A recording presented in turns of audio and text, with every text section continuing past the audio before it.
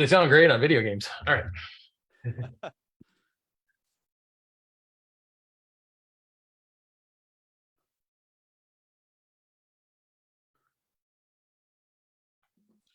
Okay, I guess we got the green light here, and I do see that we're live on Facebook. And welcome to Quantum Leap, Corey and I.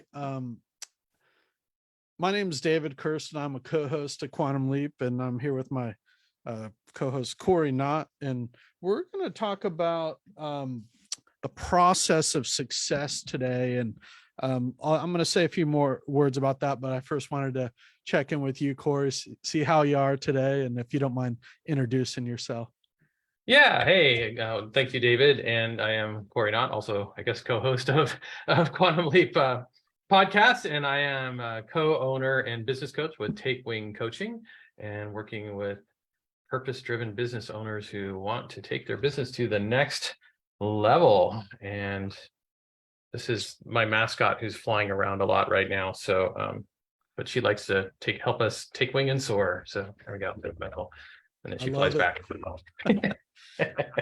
Yeah, and if you're new to the show, we really focus on success principles aimed at really small business owners, entrepreneurs, and what we're kind of an emerging class that we're working on catering to visionaries. You know, Corey's a visionary business coach, and this concept of vision, of kind of almost being bigger than a solopreneur, you know, through your ideas. And I think that's what we like to really focus on this show. And we have a lot of content that I'm actually working on new content. And today we're going to talk about a critical package, what I call the process for success. And I think the more I research his stuff, success principles, the more I realize you have to have kind of succinct packages that things can go into, as you were mentioning before we went on the air, with habits.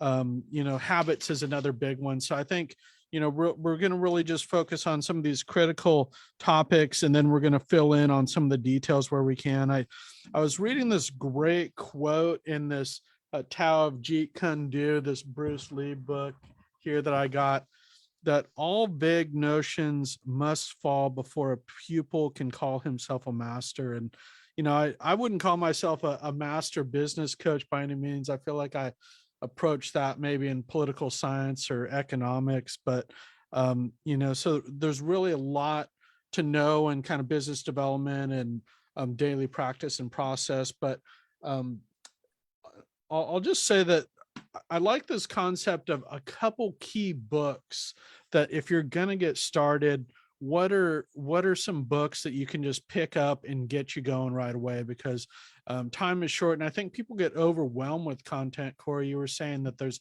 so much content out there. There's going to be so much more with AI, that it's really not so much about the content, it's finding the right content that works for you. And I think that's what we try to curate on this show. And the couple books that I pulled out was this Think and Grow Rich, which, you know, so many success programs in the whole world are based on this book. You know, a lot of um you know, but I think I read this in my 20s, and I didn't really think much of it at the time. um you know, so I think some of these concepts actually have to be taught to you through something like Lyft, you know, your coaching platform.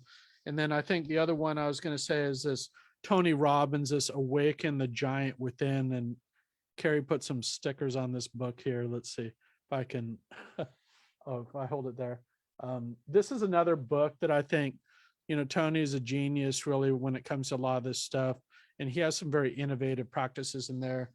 And the last thing, the kind of thing, so I'm a little long-winded here today on the opening, is really the impetus for this show is called U Squared.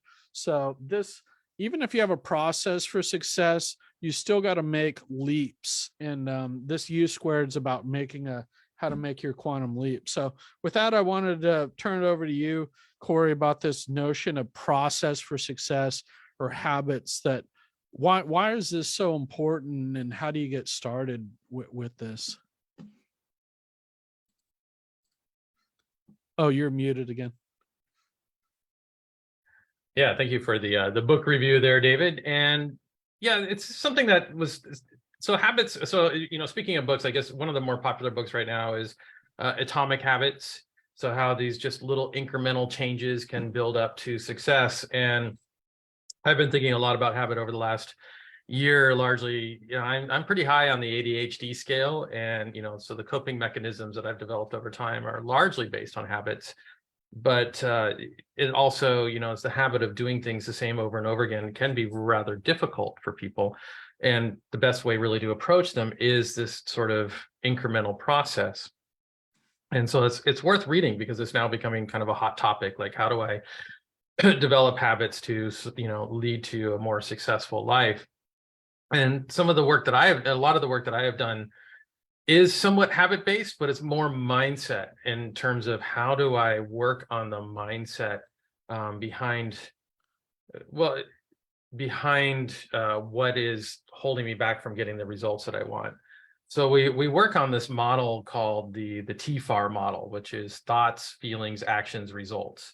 And so habits help you change your thoughts, which then help you guide your feelings, which then result in creates different actions, which then creates different results. So if you're not getting the results that you want, really the ultimate thing is to change your thoughts. And so where I work with people is not even just changing the thoughts, but it's actually the underlying mindset, because it's all those things that make up the thoughts that are really driving the thoughts that we create, which create the feelings, which create the actions, which create the results. So if we want to get different results, we can either just push through, which is not sustainable. It's very difficult to push yourself to do something over and over again consistently. We see this, right? To keep doing the same thing consistently. And people who push themselves, which is like, the Nike just do it type of slogan, they can do it, but then other things fall by the wayside. So if we start with the mindset and start adjusting our thinking patterns, then it becomes more sustainable because we are actually creating a habit for change, to the change that we want to get. And so I think that's really powerful. And, I've worked on even just like the habit of creating a to-do list. There's another book. I actually can't think, I think it's called Getting Things Done. And what I loved about it was the concept of the mind like water, right? So if every time you have a thought and the thought just kind of drips into your mind, it creates a ripple effect, or into your next podcast. And that ripple effect, the more thoughts that you have going on inside of your head, the more it becomes rippling and it becomes waves, and it's very hard. You start to feel overwhelmed. So one way to get this sort of mind like a flat, calm water is to just take all your thoughts and put them somewhere, right? Create a to-do list. I have a to-do list for what I need to do today. I have a to-do list for what's not so important, but I'd like to get done pretty soon. And then I even have a long-term, like a parking lot to-do list, right? Where I put all my ideas. And this way they're not circulating inside my head so I don't forget about them, but instead they're there. I can review them later. And sometimes I never do because they really weren't that important. And that is a habit that I've created over the years to really help stay out of that sense of overwhelm. Yeah, and I actually pulled up that book, that favorite adage that we've read on the show about the fly banging against the window, that, Right. keep trying harder. But, I Right. love this quote just that ends that actually trying harder is actually part of the problem. You actually got to look at transformative change. What are transformative habits? Right. And, the quote here is, trying harder isn't necessarily the solution to achieving more. It may not offer real promise for getting what you want out of life. Sometimes, in fact, it's part of the problem. If you stake your hopes for a breakthrough on trying harder than ever, you may kill your chances for success. And I think that's why people actually, they need the tools, but they also need to be taught how to take the action. I think that you can really, if you don't see other entrepreneurs doing things, I think that's what makes BNI so powerful. And, Mike Macedonia or Ivan Meisner is actually teach this stuff, but then you actually have to see people who live it. Otherwise it just doesn't get used. So, and same within BNI, when people talk about these things, you're just seeing them living it and breathing it every day, that's really the difference. And that was the difference for me. So I also love what you've done with Lyft, where you have other entrepreneurs, so you teach these ideas to them, and then you see what they do with them, and how they incorporate them into their life, and everybody kind of grows together. um, Now, I think in the beginning, you have to, there's a lot of these habits that, you're never really done. You're kind of constantly improving. But a big thing that kind of helped me, is especially that early morning practice, that what you do in the first couple hours of your day to set you up for success was really the difference for me. I don't know if have any thoughts on, if you're in kind of a dark place and maybe being unemployed or looking at a career change, what are some habits you can do that are kind of help you at least head in the right direction? Yeah, well, I think the big advice I got, I mean, I was pretty satisfied with the pace of my business when I first started my business, and software was relatively easy for me. And I imagine now it would be tougher. I would probably be facing a lot of other issues. But as I moved into coaching, things did get a little tougher, and because it's a different mindset, and as you've experienced, it's it's a different sales process entirely. And so the advice I got really was just have that big vision, and the bigger vision, the better, and keep it written and close by and read it. And so one of the habits to create is to reconnect with that information. I think you do that with your goals every day.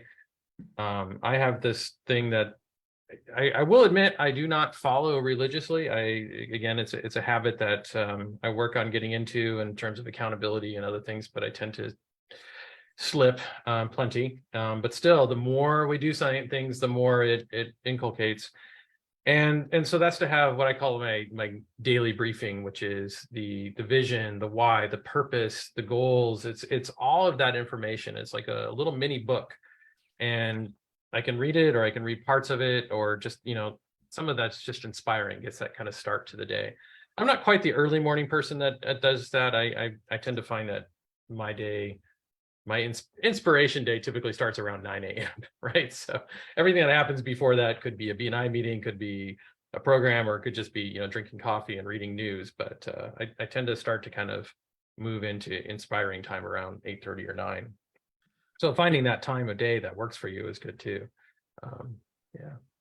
Yeah, I know it can be challenging, especially with kids. Maybe the jello I think I've just Jello always been falls that out way. of the refrigerator, or Yeah. some. So how do you get back on track? And I saw this great post from John Maxwell yesterday about him saying that he reads every day and that he writes every day. He actually still writes his books by hand. But I'm actually, and Bruce Lee also encourages people to write something every day. So I'm trying to get back to that practice, and that's what I love about that quote, that all vague notions must fall before a pupil can call himself a master. Because I think we keep so many things in our mind with our goals and visions that are vague, that when you write them down, that's what kind of makes all the difference, to get that concreteness. And this kind of brings me to my next question, and something I've struggled with in terms of, I think this is a bit another one of those big themes I think everybody struggles with, this notion of business plan. And this first came up in this book, Think and Grow Rich, this concept of definite plan. Okay, so you have the goal, the vision. What is the definite plan that's going to get you there, and how do you get started doing that? What is your, do you have a definite plan, or how do you develop this type of definite plan, or how can you think about that? Yeah, one of the reasons that people want to hire a business coach is so that they do the plan, and one of the reasons that they wind up not hiring a business coach is because they don't want to do the plan, right? And because in the end, it's like we're actually looking at maybe writing a book on that. Setting goals for people who don't like setting goals, right? Because it is such a, it is such a, I don't know what it is about the process that puts people off, and maybe because it takes away our feelings that we have options. And yet, goal setting actually sets you up for more options. And that's what I've learned is a business plan isn't something to take away options. It's actually to, solidify your options. right? Because again, it's kind of like that mind like water. Once we have everything in a plan, then we can execute the plan, but we can also review the plan and say, you know what, this isn't really what works. Let's tinker with it. But if we don't have the plan, then everything just swims around in our head and it gets very overwhelming. And it feels like I'm going this direction and I'm going that direction. I'm going so many different directions. Like I said, I'm kind of on the ADHD scale, but I think that happens to a lot of self-employed people. Largely because we become self-employed because it's not really fun to be stuck in an environment we're doing the same thing all day, every day. You know, we like that bit of risk and doing what we enjoy and, you know, being the technician. But ultimately, to get where we want to go, we have to develop the habits to be a leader in our business. Whether we're a leader in the community or a leader in business, doesn't matter so much, but be a leader in the business, to run the business as a business and not just be the technician. It either requires a plan or, like we just talked about, where you're just pushing, you right? You're the fly banging against the window, trying to make things happen. And it's just tiring. It's overwhelming. It's painful, you know, and then you have all these employee issues and money issues. And yet if you have the plan in place and you know what's there and maybe work with a coach or a consultant, or, you know, there's people who charge for that. There's people who offer it free, and there's ways to get it like through Lyft. But once you have that plan in place, it's just so much easier to just say, okay, now I know what I'm doing. Whether you stick to the plan or not, things may change. That's okay. But the plan becomes more of a habit, right? It sets you in motion for success. Yeah, no, great. And just a little testimonial from me, and this kind of goes back to BNI too, and your form of coaching, that how I've went through many plans, so to speak, and now I have 3 different programs that how do you have an overall plan and separate plans. And most Right. recently, it's taken me a while to get to this. I just create a, you know, a 1 or 2 page plan. So like, let's not try to overwhelm ourselves. I'll have an initial conversation with you or a business coach. You know, maybe I checked in with Pradna, but mostly you for this one, about you know, talking about this stuff. And then, okay, I need to write this stuff down. Then I just wrote it down as a plan for my 2023. And that includes some goals on revenues and outreach and marketing. So you got to kind of know some of the components, and maybe it leaves out a bunch of stuff, but the important thing is to do it and then to keep revising it and improving it. And I know in Right. you know, people, I think that's what makes people nervous about these business plans, is sometimes they're too templates. You know, it's like a lot of stuff that maybe somebody like Coca-Cola or Comcast would have that type of business plan. But Right. for a solopreneur, I think it can be just simpler and streamlined. And the important thing is that you kind of work with the coach. I actually think you need somebody else to test that plan, because, you know, what is that, or what are you going to do? Otherwise you leave things vague, or maybe you don't even fill in certain things. Yeah. Um, Well, and I think, you know, there's just different aspects of plans that different people feel might get in the way. You know, it's a sense of like, okay, if I have a plan and I'm not executing it, is there something wrong with me? Which is probably one of the biggest fears that people have around planning and coaching, right? And which is not the case. The answer is I believe that what I have learned from the goal setting process is that it helps me figure out if it's something I can really do, right? And because I have a lot of great ideas, and I know a lot of people have a lot of great ideas, but to actually put them into action, if you don't have a plan and you're kind of just running around with all these different options, and once you have a plan, you can say, okay, does it make sense to do this? What is it going to take to execute this? And then you have an answer. And it's once you have the answer, it's very settling. And it's not saying you can't do it, but these are the resources I've got to commit to make this happen. You know, maybe this will work, maybe it won't. And ultimately the plan will give you a much more clarity, and clarity is something we could all do more with. The other side of it, of course, is the accountability, which we're not really talking about today, but that takes a whole nother level of seeking advice and help and finding people with that part. Yeah, and I forgot to mention that thing about BNI, where that actually can set up a plan for you initially, Sure. because if you just do the BNI system, then that gives you a lot of experience to work with. And that was a big difference for me, you know, going from a Right. field where I didn't really have to do anything. I just kind of did work and kind of did everything else, you know, other stuff. But But BNI, when you're doing the meetings, you're having to, present your, think your work's coming to you, you're doing the work. So you got to get that experience before you even know what a plan would look like. If you're kind of just starting a new business, you have nothing to go from, that all your conceptions are totally off. So I think joining some type of networking or a coach that's going to teach you what to get into is probably like step one. Um, the other thing I think for process that is made a big difference for me, and we've talked about, is setting up a process for personal development, because you need to career development so you're getting better at your craft, but that you're also expanding, yourself. And I think that program kind of looks different for everybody. But I know I've asked you about this before, but say you're an entrepreneur, maybe you're in the sales field. Why is that kind of program of personal development important? Uh, I think it's, if we're looking for success, we're looking for not just success, but I mean, what does success mean to a person? It can mean, happiness, good health, family, travel, helping the community. There's so many different things that it can mean. And, the personal development just allows us to expand out of our comfort zone and be in more of a learning and self-improvement zone. And everybody has their reasons for the self-improvement. I kind of went into it kicking and screaming. My mentor was like, you should work on yourself. She spends 10% of all her income on personal development, and it said that's just the best thing to do. And I was like, okay, well, whatever that means. But she got me to sign up for a weekend program, which was transformational for me. And I wound up doing a lot more. And it's one of the reasons I became a coach, and has really changed my life. And it's something to stay at, because we can't, our comfort zone starts to shrink if we don't continue to work on ourselves. And so that, the transformation is a process of continually sort of peeling back the onion and becoming more aware of the things that drive us and the patterns that drive us, so that we can redirect, right? Redirect what we do as we're awareness, and we can say, okay, we're going to create some ongoing redirection. And that's really where the habits come in. Like, okay, so every time something comes up in my mind, like imposter syndrome is a really common topic these days.